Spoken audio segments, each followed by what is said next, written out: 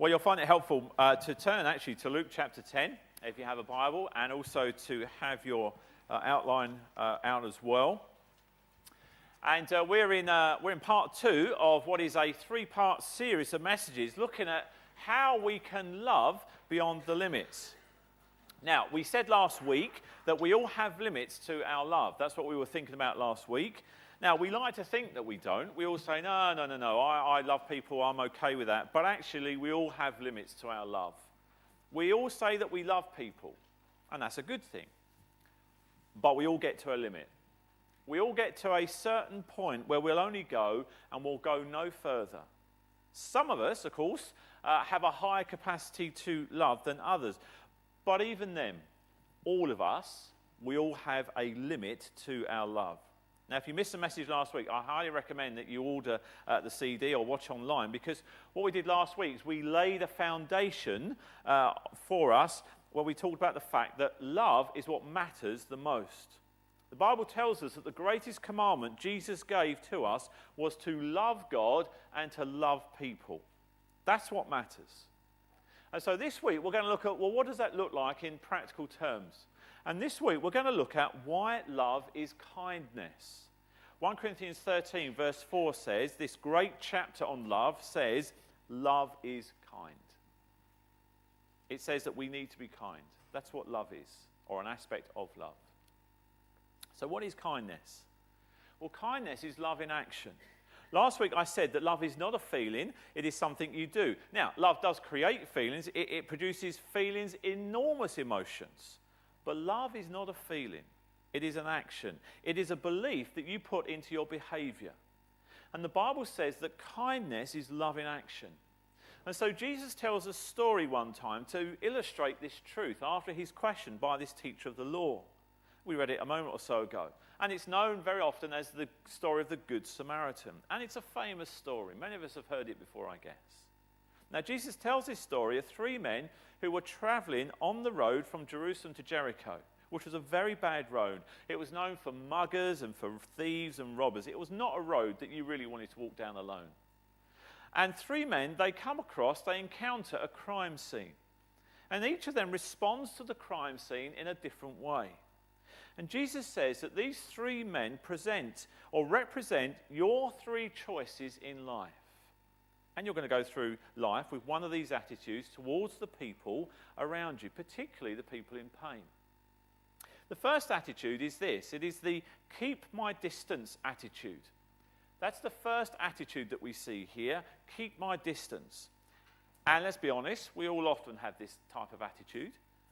Luke 10:30-31 says this. A man was going down from Jerusalem to Jericho when he fell into the hands of robbers. They stripped him of his clothes, beat him, and went away, leaving him half dead. A priest happened to be going down the same road, and when he saw the man, he passed by on the other side. Now, this is the lifestyle of avoidance, of keep my distance. Don't ever get close to people because they might ask you for your help. Don't ever get close to people because you might be needed by them. Keep your distance. Keep all your relationships superficial. Keep them shallow. Keep them distant. Keep them at arm's length. Because if you get close, you might get involved. And if you get involved, you might then get hurt. See, this priest is walking down the road. He sees another man who has been beaten, who's been mugged, and as we read here, who is left for dead on the side of the road. And he says, I'll just keep my distance. I'll just go on with my business on the other side of the road, pretend he's not even there. That's the first attitude. The second attitude is the curious but uninvolved. The curious but uninvolved. Now, what do I mean by that? Well, look at verse 32. So too, a Levite, now he was really a temple assistant, when he came to the place and saw him, he passed by on the other side. Now, this man walks over across the street. He sees the victim lying there, beaten, half dead, naked, bleeding to death. He looks at him, he stares at him, and then walks back to the other side of the road and keeps on walking by. Now, I don't know about you, but I was feeling pretty self-righteous about this until I realised we do this all the time, particularly on the motorway. We like to stare at accidents, but we don't like to stop at them, do we? My guess is that everyone in this room has done this. Traffic always slows down, doesn't it? On the other side of the road, if there's an accident on the other side, because of what is described as the rubberneckers. You know what they are? The rubberneckers. Now, I looked up the word rubbernecker in the dictionary, and this is what it says. It's actually in the dictionary. It says this: to stare at somebody or something in an excessively inquisitive or insensitive way. So when you rubberneck, that's what you are. That's what the dictionary says you are anyway. You know, we want to stare, don't we? What's happening over there? Did anybody get hurt? But does anybody want to stop? No. We want to stare, but we don't want to stop. Have you noticed, by the way, it is a lot easier to gossip about other people's problems than to help them with it?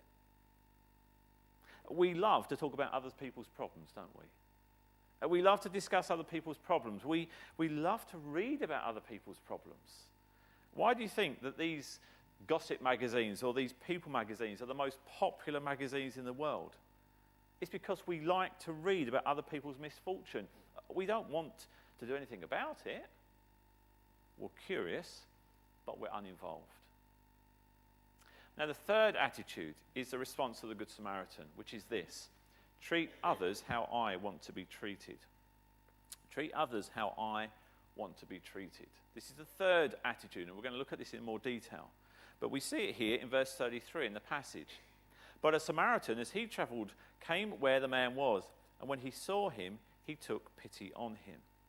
Now, if you want to grow in love, and that's what we're talking about, if you want to go further in your limit of love, and we've all said we've got a limit, and the aim of this series is that we might all go just a little bit, I'm realistic, but we all might just go further in our love limits, as it were. If you want to do that, if you want to grow in love, then you have to learn the lifestyle of kindness. And this Good Samaritan did 4 things that you and I need to do if you're going to learn to be a kinder, loving person. Here we are. Let's look at them. First of all, I start seeing the needs of people around me. That's the first thing I need to do. If I want to be a kinder, more loving person, I need to start seeing the needs of people around me. Because kindness always begins with the eyes. The way you look, the way you see, the way you observe things, the way you are sensitive to the needs of other people. Kindness starts with your eyes. If you're not aware of needs, you can't care about those needs. You have to see the need first. Look at verse 33 again. It says that the Good Samaritan, when he saw him, he took pity on him. Circle when he saw, because in that verse, because that is the starting point of being kind. If you want to learn to become a kinder, more loving person, you've got to change the way that you look at the world. You've got to expand your vision. You've got to become more observant of the people around you, to be more sensitive. You know, there are many, many wounded people all over the world. You know, there are wounded people sitting in the very row you're sitting in today. But so often we don't see it. Now, why don't we see the wounds of people around us? I'll give you one word, and that word is busyness. Hurry is the death of kindness. And if you don't get anything I say this morning, I do want you to get hold of this. If you're going to be a kinder person, you've got to slow down. You don't see it until you slow down. When you're always distracted with other things, you don't have time to be kind. You don't have time to see the needs of people around you. But the slower you go, the more you see. 1 Corinthians 10 verse 24 says this: nobody should seek his own good, but the good of others. You know, if we all really took to heart that verse, the church here would be a better place. The world would be a better place. Our relationships, our marriages, people we connect with would be far better. That we stop seeing our own good, what I want, all about me, what's going to happen, how's this going to affect me, but we see the good of others. We start showing kindness. You see, the first step to kindness is to ask God to give you this, I guess, this spiritual radar, that you would be on the lookout for people in need around you who are hurting emotionally or spiritually or physically or in any other way.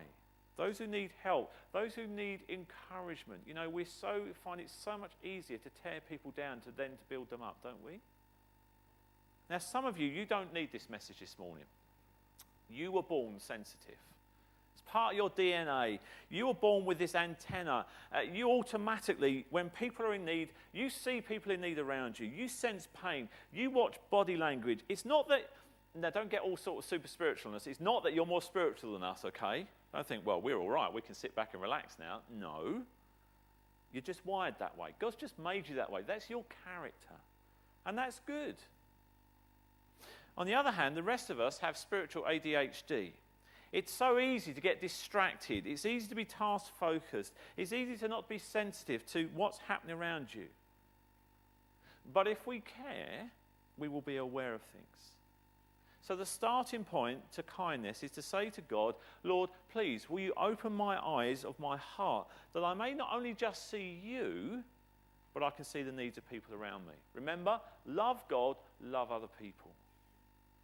Now this morning you'll see on your outlines that there are some numbers, and we're going to ask you to rate yourself this morning. We're going to do a little bit of looking at ourselves this morning, and I'm going to ask you to rate yourself on these 4 qualities of kindness we're looking at this morning. You'll see that they're on your outline. At each point I have numbers 1 to 5. 1 would be, I need to work on this. 5 would be, everything is great. So, let me ask you, how would those you work with rate you with your sensitivity?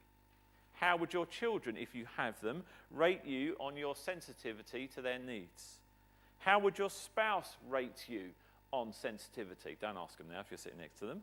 We don't want arguments at this point. How would your neighbours rate you on sensitivity? Do you know anything about your neighbours? Are you sensitive to their needs? Kindness starts with sensitivity. Kindness starts with the eyes. It starts with awareness, observing what's going on in people's lives. So, here's the thing. Circle. Evaluate yourself now, 1 to 5 basis. Do you need to work on this area? Or is everything going great? Just do that now. Do it yourself. You don't need to show it to anybody. You're not going to have to hand it in afterwards. I'm not going to mark it or anything like that.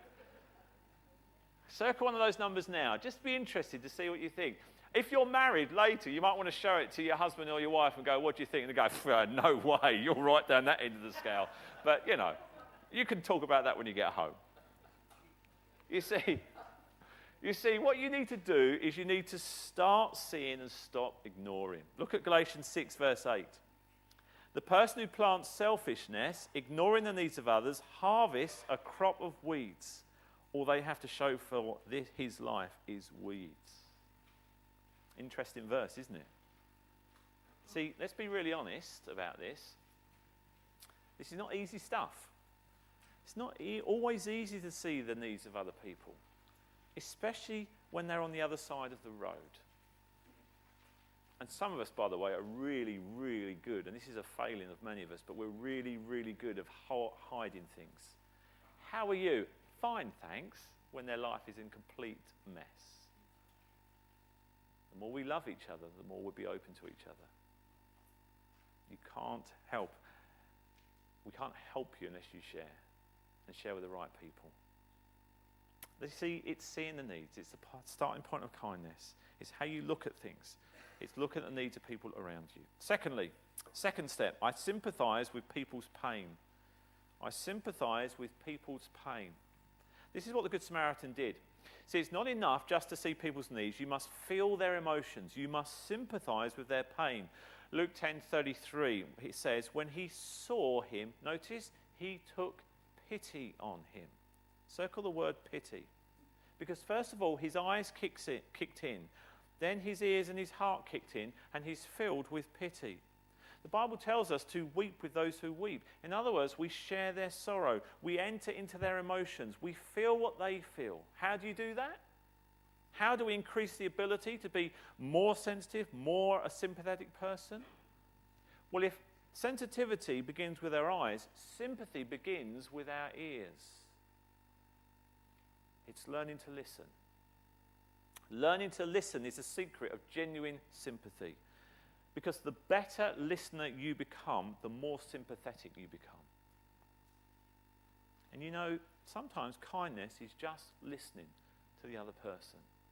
I mean really listening. Listening with your ears, but focusing on the person with your eyes. In fact, advice giving can actually be counterproductive to kindness. there's an author who wrote a book on grief and on losing a loved one. He called it A View from the Hearse, and this is what he wrote, very interestingly. He says this about his own experience, about dealing with grief, dealing with death, and he says this: I was sitting, torn by grief, and somebody came along and talked to me about God's dealings of why it happened, of hope beyond the grave. He talked constantly. He said things I knew were true, but I was unmoved except to wish that he would go away. And he finally did. Then another one came and sat beside me, and he didn't talk at all. He didn't ask me any leading questions. He just sat beside me for an hour or more, listened when I said something, answered briefly, prayed simply, and left. I was moved. I was comforted. I hated to see him go. Sympathy involves the ears. Listening, you see, is a form of kindness. And you see, sympathy does two things. It meets two of your basic needs: the need to be understood and the need to have your feelings validated. They're both human needs. That what you feel is something normal, and other people have felt it before you too. Do you like sympathy? Of course you do. Do you like people to sympathise with you when you're hurting emotionally or physically or whatever? Of course you do. And so the Bible says, do the same to other people. You see, God sometimes allows certain problems into our lives so that you can learn to be sympathetic towards other people when they go through the similar or the same things. You'll be sympathetic to where they are because you've been through that. You've travelled through that road, or you're travelling it now, and you walk with someone who is in exactly the same circumstances. 2 Corinthians 1:4 says this: He comforts us all in our troubles. Notice, why? So we can comfort others when others are troubled. So every problem you go through is an opportunity to learn to be more sympathetic. Don't waste your problems, if I can put it like that. I'm not wishing problems on you, far from it. My heart breaks when I see and hear and know those of you who struggle with stuff. But don't waste those problems. Use them to learn and to grow in faith and maturity and be out, and particularly in this whole area, so that you can be a more sympathetic person. So rate yourself on your sympathy towards other people. 1, remember, needs more work. 5 means things are going great. How are you in your evaluation of sympathy? Circle one of those numbers now. How sympathetic are you as a person? See, I think these first two that we've just talked about, sensitivity and sympathy, are the ones that we all need to work on, don't we? If you're serious about becoming a kinder person, step 1 is seeing the needs of people around you. Step 2 is to sympathise with them emotionally with their pain. Step 3 is this: I seize the moment. I seize the moment. I seize the moment to be kind. In other words, don't wait, don't delay, don't procrastinate.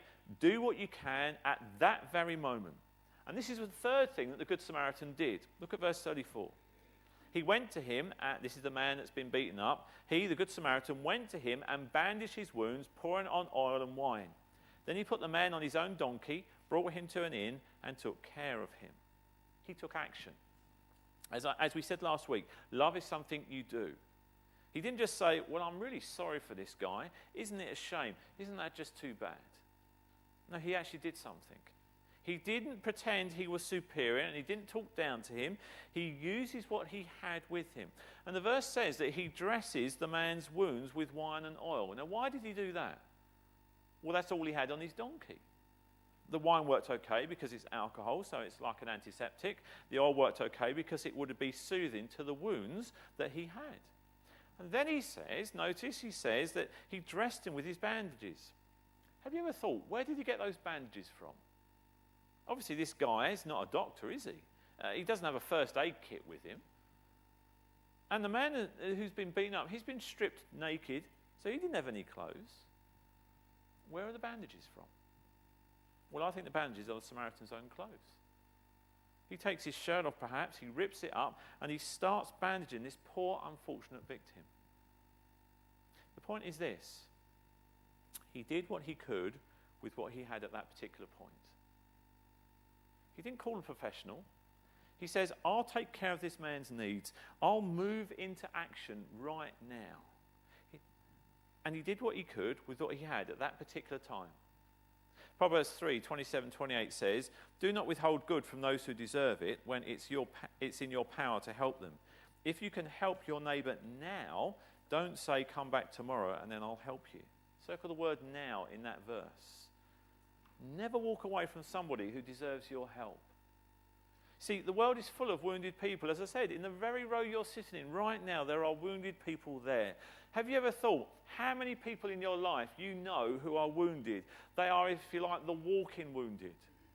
They may not be wounded physically, but they are perhaps wounded emotionally. They're wounded spiritually. They're wounded relationally. They're wounded financially. And they need your love. They need your kindness. And you don't wait for better conditions. You don't say, "Well, I'll call them in a few days." No, you do it now. You don't wait for better conditions. When somebody loses a loved one, you don't say, "Well, I'll wait a while, then I'll contact them." When someone you work with loses their job, you don't say, "Well, I'll wait a month and then I'll contact them." When somebody's relationship breaks down, you don't say, "Well, I'll wait a while and then I'll contact them." No, you do it now. As soon as you hear spontaneous kindness, seize the moment. Now, the Good Samaritan teaches us two very profound lessons about seizing the moment type of kindness. Look, first, you must be willing to be interrupted. You must be willing to be interrupted. Have you noticed that kindness doesn't happen on your schedule? It happens on their schedule. That's why they need kindness. At that moment, you've got to drop everything that you've got. Have you figured out that love is often inconvenient? Have you figured out that kindness takes time? Sometimes to stop and be kind to somebody, your whole plans for that day are ruined. It just goes out the window. Think of the excuses this Samaritan could have given. He could have said, "Well, I've got my own problems to think about." Have you ever used that excuse for a lack of kindness? "I've got business to care for. Besides, this man's probably dead. I can't help him anyway. He's probably a lost cause." Anytime you make an excuse for being unkind, the devil will give you one right there, ready. He will gladly give you 1,000 excuses while you don't have the time or the energy or the money or the abilities or to do what needs to be done. And let's be really honest here, and I'm talking to myself as well. We all make excuses, don't we? See, notice verse 30 again. "A man was going down from Jerusalem to Jericho when he fell into the hands of robbers." It makes it sound like a circumstance that happened by chance, the luck of the draw, the roll of the dice, sheer fate. Notice as well, the verse continues, "It just so happened that a priest was going down the road when he was needed." Now, I've been a Christian now for 38 years, and I've learned something. Nothing is accidental in our lives. God often brings people into your life at just the right time in the most bizarre set of circumstances where he weaves the destinies of two people together, totally unplanned by you, but God planned it. Some of you met your spouse that way, in the most bizarre conditions. What often seems like a chance encounter to us is actually a God-engineered encounter, a God-designed encounter. Did you know that God intentionally puts people, needy, hurting, hurtful people in the path of your life?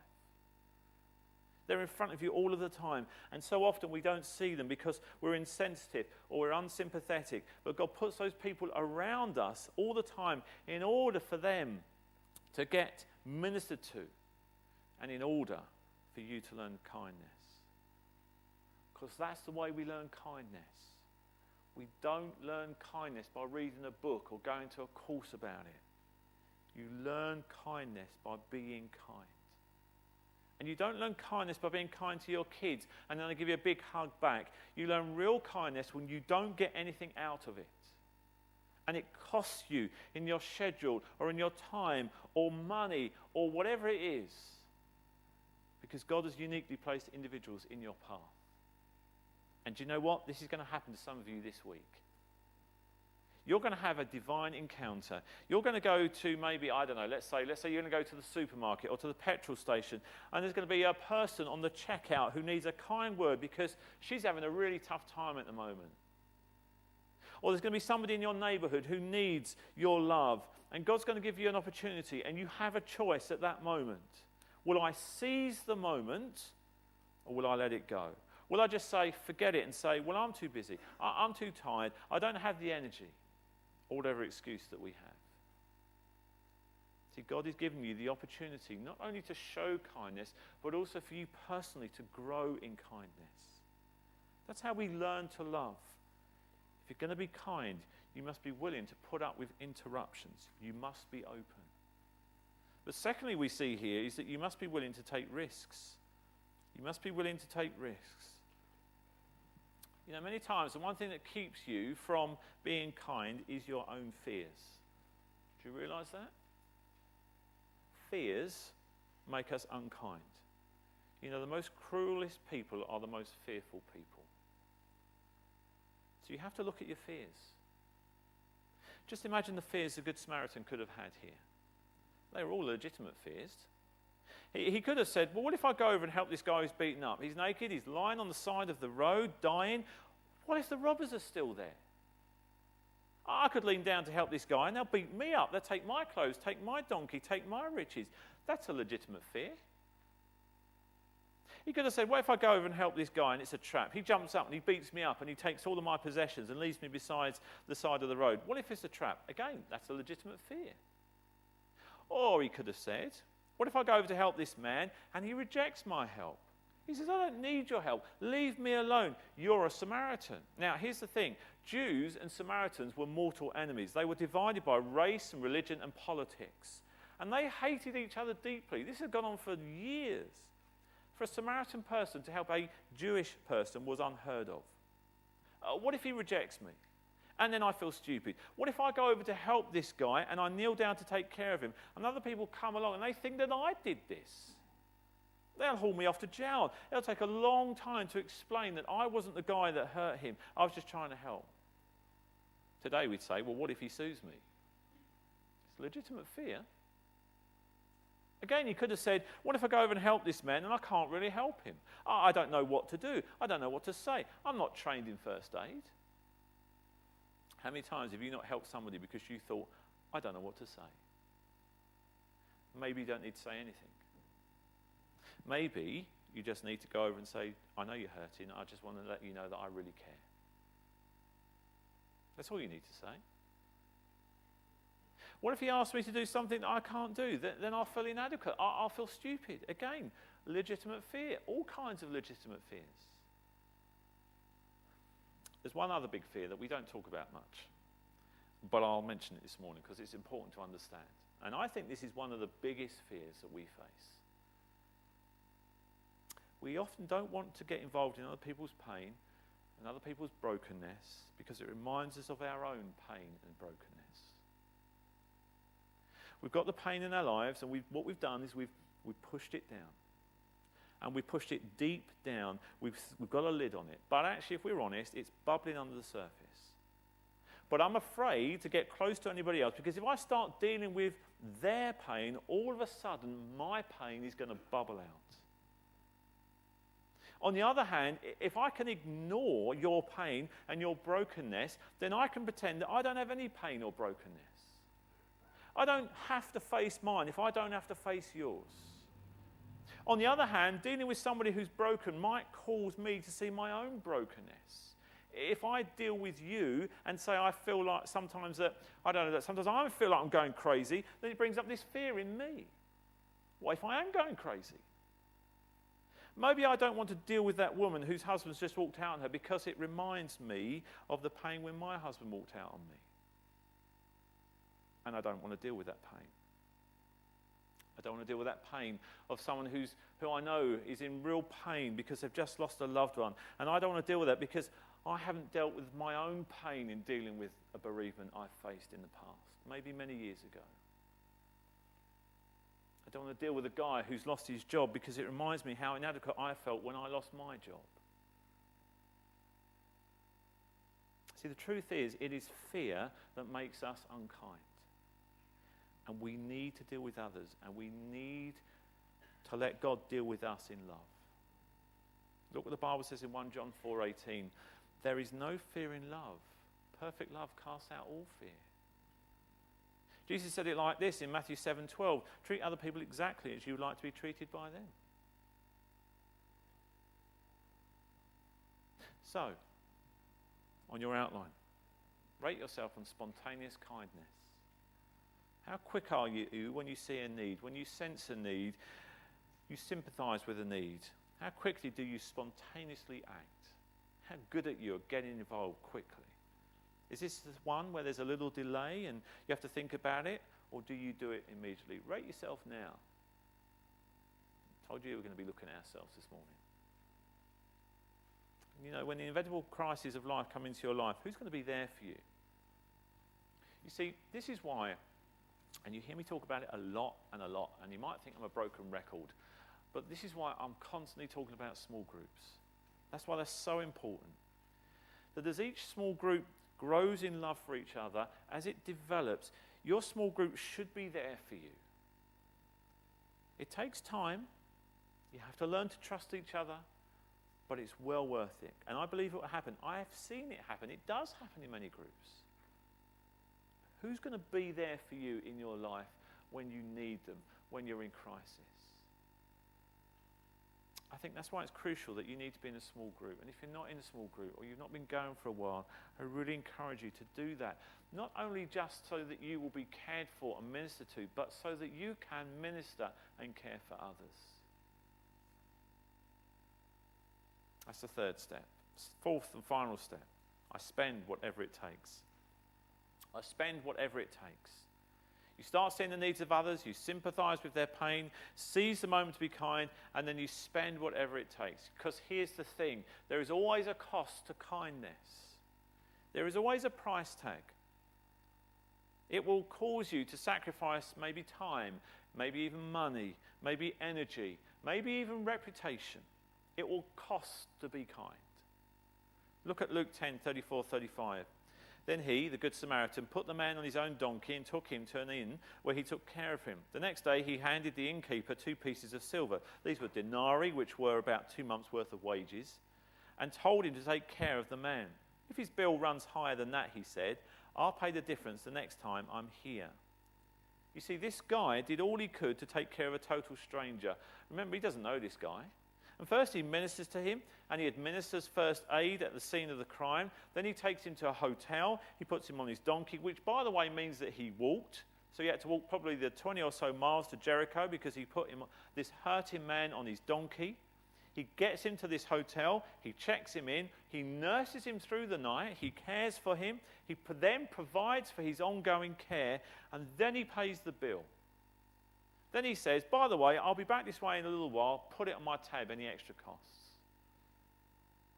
This man did whatever he could to do to help, whatever it takes. Now, what did he gain from this? Absolutely nothing. He didn't even know this man. He's a total stranger. He gains nothing back for him because kindness is when you do something for somebody without expecting anything back. If you are expecting thanks when you show kindness, that's not real kindness. Real kindness is when you do it without expecting anything back. And this is perhaps a tough one for all of us, so rate yourself now. Where are you on this? How generous are you with your money, with your energy, with your time? 1 would be, I need to work on this. 5 would be, everything's great.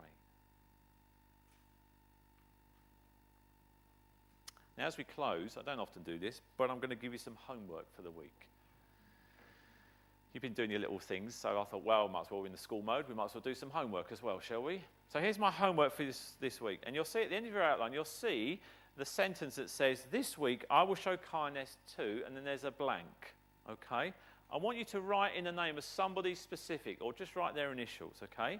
Somebody who really irritates you. Don't look at them now. But somebody who really irritates you, it's really hard to love. Don't elbow each other at this point. Okay? In fact, don't write down the name of anybody sitting in your row. Let's play it safe. Let's do it like that, okay? But write down someone who really gets up your nose. And by the way, don't write down a family member. Yeah, I mean, you can love on them too, and that's good and that's fine. But no, I'm talking about someone else. Somebody that you have a really hard time accepting. You know that person perhaps at work who just really irritates you. They are heavenly sandpaper. Nobody likes them. Everybody's irritated by them. People talk about them behind their back. They make fun of them behind their back. They are just so cantankerous and irritable. You've already got a picture in your mind, haven't you? I know you have. You know what I'm talking about. Now, you've heard me say this before, but these are what I describe as EGR people. These are extra grace required people. These are what EGR people are. Extra grace required. Everybody knows who they are. In fact, if you don't know instantly who I'm talking about right now, I'm sorry, but it's you. And you just need to love yourself and work on all this irritability that you've got going on at the moment. But if you know who that person is, write down that person's name now. The most unlovely person you know. Because here's the thing about unlovely people. Unlovely people are unloved people. And they need doses of love. They need your love this week. This week, I want you to show kindness to somebody who really irritates you, who is really hard to love. And I guarantee it that you will grow in kindness when you do that. And when you start thinking, Lord, I really don't want to show love to that person, stop and think about how much God loves you. That when you were in your rebellion and in your sin, God loved you so much that he sent Jesus Christ for you. Loving kindness. The Bible uses this word loving kindness to speak about grace. The grace of God showed loving kindness to us. That even when we were irritable, cantankerous, sinful, rebellious people, God so loved us that he sent Jesus. Think on that as you seek to love that unlovely person this week, and you will grow in kindness. Let's do that. As a church, let's show kindness to each other, to anyone and everyone who comes into the church this week. Let's pray together.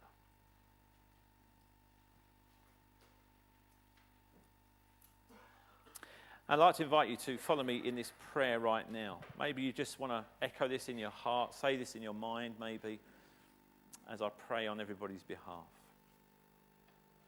Lord, thank you for your extravagant kindness to us. You sent Jesus Christ to die for me. I'm so grateful for that. Father, I don't want to be cruel or an apathetic person. I really want to be more loving. Help me to take these 4 steps towards kindness today. Help me to slow down and start seeing and sensing the needs of people around me. Lord, please give me a spiritual radar. Help me to be a better listener so I can sympathize with people. And when interruptions come, help me to see them as opportunities to grow in kindness, to be more loving. Help me to be willing to take risks and move against my fears in order to help others. And starting today, I am making myself available to you, to be used by you to show your kindness and love to others. Lord, help me, I pray. In Jesus' name, amen.